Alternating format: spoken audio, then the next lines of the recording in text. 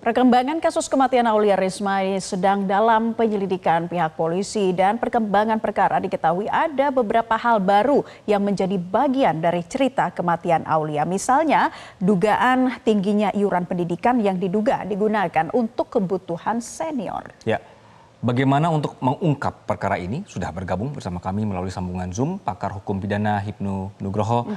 Prof, selamat sore. Kalau kita melihat kasus ini agak membingungkan ya Prof ya, karena ini kasusnya sudah berlangsung sekitar sebulan. Kita belum tahu juga penyebab kematiannya dari Aulia ini apa. Namun perkembangannya ada klaim, ada bukti bahwa ada perundungan, ada pemerasan. Kemudian sambil menunggu hasil dari polisi, dari pihak Kemenkes juga sudah menghentikan salah satu dosen dan menutup anestesi begitu. Jadi kompleks begitu kasusnya ya. Anda melihatnya seperti apa? Ya, ini kompleks ya. Jadi istilah bullying, perundungan itu istilah sosiologis, Mas. Istilah sosiologis, tindakan yang berupa melecehkan, tindakan yang berupa merendahkan, yang terus-menerus kepada seseorang. Kan itu tindakan seseorang. Nah, konteks perundungan di sini kalau kita tarik dalam suatu ilmu hukum, ya masuknya biasanya terkait dengan pencemaran baik, pelecehan seksual, dan sebagainya. Apa itu yang dilakukan? Nah, kalau itu bentuk perundungan, makanya agak sulit. Sekarang pertanyaan gini, dalam konteks hukum, perundungan, bullying itu adalah delik aduan. Delik aduan artinya siapa yang mengadu, yang merasa dirundungkan, yang merasa dilecehkan, yang merasa diolok-olok. Itu lain kalau terkait delik pemerasannya. Itu adalah delik umum. Kan itu. Dengan demikian, saya kira Polda Jateng biar bekerja terus ya. Kita harus melihat karena ini masih investigasi di rumah sakit di Undipan ada CCTV. Kapan korban bergerak, kapan seniornya bergerak, kapan seniornya mengolok-olok, kapan seniornya melakukan suatu tindakan yang tidak menyenangkan, kapan seniornya melakukan tindakan-tindakan sungguh merendahkan, itu akan kelihatan. Jadi nanti kayaknya Polda melihat sebetulnya siapa pelakunya. Ini agak sulit karena dalam ilmu hukum pertanggungjawaban individu pada orang atau orang-orang. Ini yang harus dilakukan dulu. Oleh karena itu dalam konteks pembuktian IT yang terkait klasifikasi bentuk perlakuan, saya kira sangat perlu. Kalau bentuk cat, oke, itu sebagai pendukung. Tapi bentuk perlakuan perundungan saya kira harus dilakukan karena di era sekarang perilaku itu bisa lihat CCTV 24 bisa tonton semua OABC karena itu bagian sistem yang kalau bisa melihat perundungan itu ada biasanya senior junior. Siapa senior yang ketika itu? Begitu Mas. Oke, Prof, cukup tidak kalau dari pihak keluarga menyatakan punya bukti begitu. Kemudian karena tadi Prof bilang ini delik aduan, hari ini ibundanya sudah melapor ke Polda Jateng begitu. Berarti setelah ini apa gitu Prof?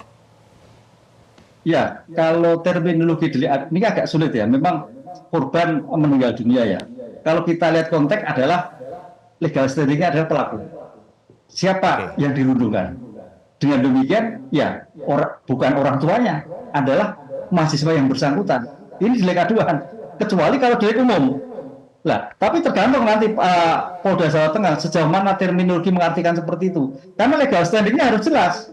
Di beberapa literatur yang harus kita baca, delik-delik bullying, delik-delik perundungan adalah yang merasa, bagi seseorang yang merasa dilecehkan, bagi seorang yang merasa dirundungkan, direndahkan, wajib hukumnya yang merasa adalah melaporkan, mengadukan perbuatan tersebut. Pertanyaannya, kenapa itu tidak diadukan? Kalau tadi sampaikan beberapa perguruan tinggi, apakah makin ketatnya sistem yang bersangkutan? Apakah ketidakberaniannya atau bagaimana? Saya kira perlu dibuka kalau masalah ini kan. Ya, baik. Nah, ini kan pihak kepolisian sampai saat ini terus mengusut begitu ya dari dugaan perundungan, dicari siapa pihak-pihaknya yang kemudian bisa menyebabkan hal itu. Apakah dugaan pemerasan yang dilakukan senior terhadap Dr. Aulia ini bisa menjadi pintu masuk untuk semakin menguak kasus ini, Prof Hipnu? Oke, betul. Dalam kajian pengungkapan suatu perkara, untuk bisa menjawab lebar, harus ada suatu strategi. Bagian dari istilahnya, kalau ilmu kriminalistika adalah taktik pengungkapan perkara.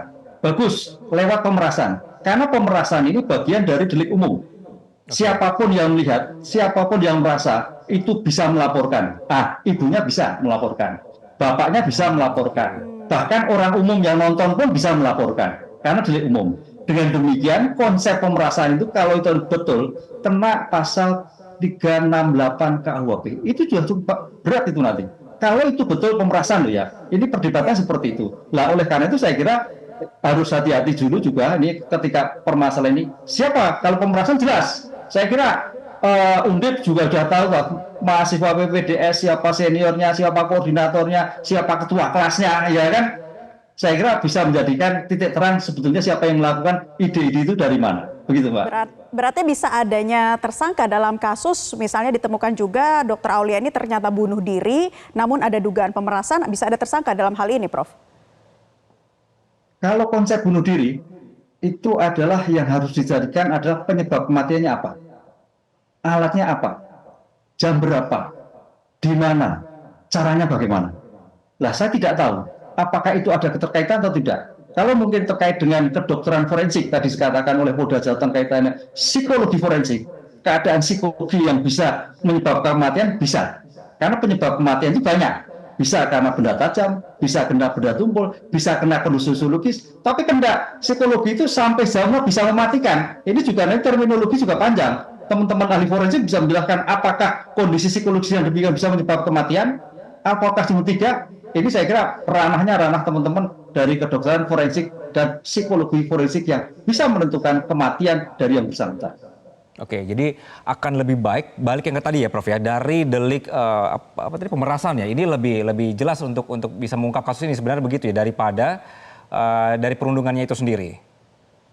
Ya, karena perundungan itu prinsipnya yang melapor yang dirundungkan, Mas, yang dilecehkan, deliknya aduan. Tapi dari pemerasan masuk itu semua nanti akan membongkar semua kasus yang ada di teman-teman yang sana. Apakah ada pemaksaan, adakah kekerasan, adakah olok-olok, adakah intimidasi, yang kemudian sampai pada tindakan yang betul-betul merendahkan, yang sampai pada tindakan melakukan suatu tindakan pelecehan yang menimbulkan rasa batin seseorang menjadi sakit. Itu saya kira akan berkembang ke sana. Oke. Prof, dalam kajian Anda atau pengalaman Anda, pernahkah ada kasus bunuh diri kemudian bisa mempersangkakan orang? Kalau kita kaji teorinya kan begini, Pak. Penyebab kematiannya apa? Oke. Kalau tidak diketahui penyebab kematiannya, tidak diketahui siapa pelakunya. Dengan demikian, kalau matinya dinyatakan bunuh diri, tidak ada pelakunya. Oke. Berarti dalam kasus ini, kalau ternyata dugaannya pemerasan, Prof, kemungkinan bisa ada tersangkanya, begitu ya? Ya, makanya tadi ini betul, ya betul pengembangan permodalan dari ilmu forensik. Yang kalau kita lihat sekarang ini bunuh diri itu biasanya terkait dengan masalah-masalah yang berkaitan dengan ekonomi, keadaan situasi dan sebagainya, keadaan rasa diri dan sebagainya. Sekarang pertanyaannya ini kan ada suatu teori sebab akibat. Pertanyaannya apakah yang menjadikan bully itu menjadikan bunuh diri? Ini perlu kajian tersendiri. Karena penyebab kematian itu harus jelas.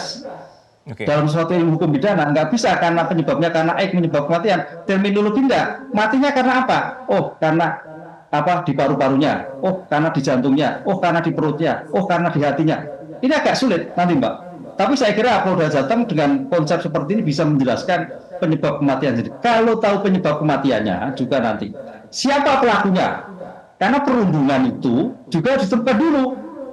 Pertanyaannya, makanya menunjukkan siapa pelakunya itu agak sulit juga nanti ya. Kan biasanya kan satu tim, ya kan Mbak Nela, kan kelompok. Apakah hanya satu orang, ataukah beberapa orang, ataukah kelompok? Nah, ini saya kira pengembangan yang cukup sulit untuk menentukan pelakunya. Kalau memang betul bahwa perundungan menyebabkan kematian, berarti kalau penyebab kematian siapa pelakunya? Kalau tidak ada pelakunya nggak masalah, tapi kalau ada pelakunya, siapa yang bertanggung jawab atas kasus yang bersangkutan dalam konteks perundungan yang bersangkutan? Prof, sejauh ini dalam konteks ini, Prof, dalam kasus ini Anda melihat seberapa penting hasil otopsi psikologi bisa semakin menemukan titik terang kasus ini? Ya, hasil otopsi bedah mayat, otopsi untuk menjelaskan penyebab kematian. Sekarang pertanyaannya nanti teman-teman forensik, kalau saya kan orang hukum, teman-teman forensik bisa menentukan bahwa kalau memang kedokteran forensik menyatakan, jadi kedokteran forensik itu diperlukan apabila keraguan kematian. Sekarang kita menjelaskan kematian yang buat adalah psikologi forensik. Kalau itu dipastikan oleh teman kedokteran kematian itu berarti kita tinggal mencari siapa pelaku. Karena pemeriksaan, pengungkapan perkara akan sia-sia kalau tidak menentukan siapa pelakunya dari yang bersangkutan. Mudah-mudahan teman-teman forensik bisa menentukan bahwa psikologi itu menyebabkan kematian. Saya juga baru dengar kali ini, karena kalau kasus-kasus umum itu biasanya nggak begitu, Mbak, kaitan dengan racun, psikologi forensik, kena benda tumpul, benda tajam, dan sebagainya, benturan, dan sebagainya. Ini enggak. Ya, saya kira perkembangan ilmu pengetahuan teman-teman di kedokteran saya kira bisa menjadikan penyebab kematian baru ini, sehingga kita cari siapa pelaku. Harus menentukan, jangan sampai tidak bisa menentukan siapa pelaku. Baik. Pak Hipnu, dalam kasus ini kan kita melihat dari polisi melakukan penyelidikan, dari Kemenkes juga melakukan investigasi mereka sendiri. Menurut Anda, ketika kasus ini berjalan, sudah setransparankah itu, atau memang sudah semestinya memang jangan dipublish dulu sebelum ada hasil? Karena kita kan akhirnya kayak tidak sabar gitu ya, Prof ya. Tapi kan proses penyidikan juga harus dihormati begitu. Tapi kondisinya apakah memang selama itu? Bagaimana, Prof? Ya, kalau yang sampaikan Pak Wamen saya kurang sepakat itu. Jangan dipublish dulu. Karena ini suatu tindakan yang merendahkan, tindakan yang melecehkan, bullying. Masa diterus-teruskan, masa ditutup-tutupi, kan gitu kan. Kan nggak bisa, suatu pendidikan apapun ada bullying, ada pelecehan, kan gitu kan. Nah sekarang pertanyaannya, mampukah? Karena saya dikatakan ini delik aduan, sehingga pelaku-pelakunya diantaranya orang dekat. Siapa orang dekat dari yang mahasiswa yang bersangkutan? Ini muncul. Saya kira ini harus kita buka. Kemenkes jangan ragu-ragu kalau itu bagian dari suatu kesalahan sistem, kesalahan pendidikan, metode yang salah. Ini harus dibuka dan harus dihilangkan. Sudah tidak saatnya perundungan, pelecehan, kekerasan, dan sebagainya. Harus dibuka. Kita membutuhkan SDM-SDM unggul dan berani. Sehingga dokter-dokter yang junior harus berani melawan. Ini saya kira saatnya untuk merubah sistem yang terjadi, Mas. Baik, dengan adanya kasus ini, saatnya untuk merubah sistem yang terjadi, dan kita tunggu juga hasil pendalaman dari pihak kepolisian. Semoga semakin membuka terang kasus kematian dari Dr. Aulia ini. Terima kasih untuk penjelasannya pakar hukum pidana Prof. Hipnu Nugroho sudah bergabung di kesempatan Newsline pada sore hari ini. Jelajahi cara baru mendapatkan informasi. Download Metro TV Extend sekarang.